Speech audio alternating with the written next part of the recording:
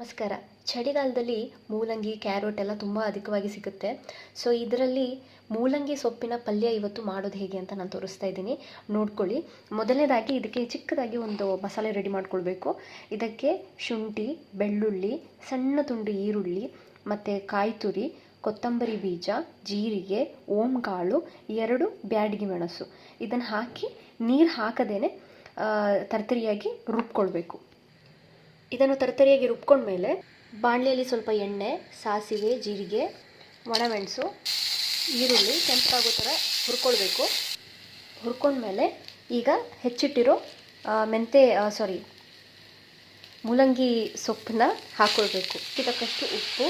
ಈಗ ಇದಕ್ಕೆ ನೀರೇನು ಹಾಕ್ಕೊಳ್ಬಾರ್ದು, ಹಾಗೆ ತಟ್ಟೆ ಮುಚ್ಚಿಟ್ಟು ಇದನ್ನು ಬೇಯಿಸ್ಕೊಳ್ಬೇಕು. ಸೊಪ್ಪು ನೀರು ಬಿಟ್ಕೊಂಡು ಚೆನ್ನಾಗಿ ಬೆಂದಿದೆ. ಈಗ ನಾವು ರುಬ್ಬಿಟ್ಟಿರೋ ಮಸಾಲೆನ ಹಾಕೋಣ.